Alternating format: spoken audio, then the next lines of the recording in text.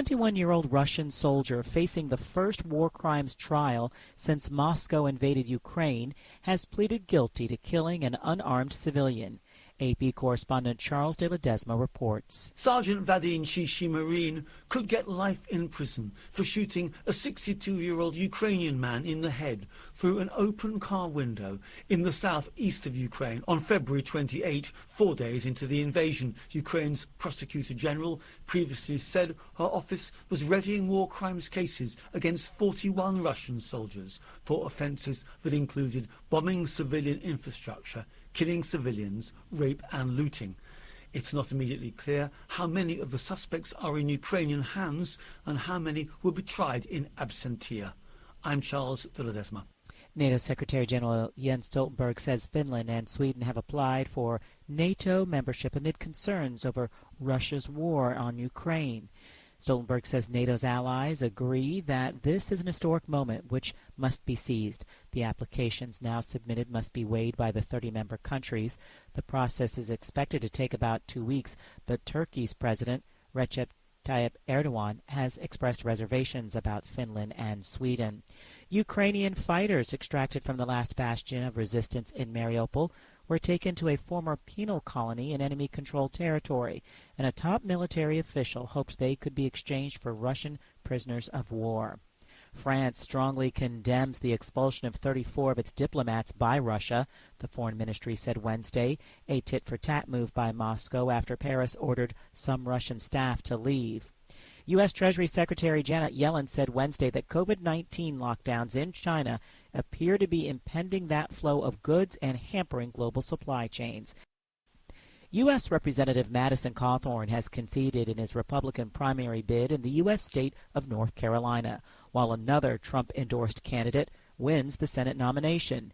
AP correspondent Jennifer King reports. In North Carolina's crowded Senate race, Trump-backed U.S. Congressman Ted Budd won the Republican primary. I'm a conservative fighter. I'm America first, and I am honored to be your Republican nominee. He'll be running against a black former state Supreme Court Chief Justice Sherry Beasley. I'm running to bring North Carolina values back into the Senate. First-time Congressman Madison Cawthorn lost his race in the GOP primary for North Carolina's 11th district to State Senator Chuck Edwards. Cawthorn lost the support of state Republican leaders after a series of publicly disclosed personal and political blunders. In November, Edwards will take on the Democratic frontrunner Jasmine Beach Ferrara. She's a county commissioner, an ordained minister, and an LGBTQ+ activist. I'm Jennifer King. The girlfriend of the suspect in a shooting in the U.S. city of Dallas, Texas, told police he had delusions Asian Americans were trying to harm him. 3 women of Asian descent were wounded in the shooting. AP correspondent Julie Walker reports. Chief Eddie Garcia says it's too early to tell if it's a mental health issue or just racism, but one thing is clear. Right now, it's an issue of hate. It's an issue of hate crime. Jeremy Smith, who is black, faces assault with deadly weapon charges after last Wednesday's shooting at Hair World Salon, and police say he might be connected to 2 previous drive-by shootings at Asian American businesses. 2 years ago, Smith had a motor vehicle crash with an Asian male. Since this crash, Smith has had panic attacks and delusions when he is around anyone of Asian descent. Audio from KDFW, Fox 4, I'm Julie Walker. U.S. Treasury Secretary Janet Yellen said Wednesday that COVID-19 lockdowns in China appear to be impeding the flow of goods and hampering global supply chains. Yellen told reporters at a press conference in Bonn, Germany, that China also seems to be experiencing a slowdown in growth.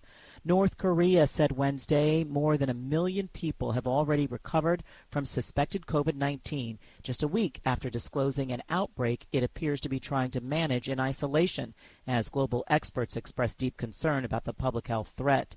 The county's antivirus headquarters announced nearly 233,000 new cases of fever and another 6 deaths in state media Wednesday. Outside experts believe most of the fevers are COVID-19, but North Korea lacks tests to confirm so many. And recapping our top story, a 21-year-old Russian soldier facing the first war crimes trial since Moscow invaded Ukraine has pleaded guilty to killing an unarmed civilian.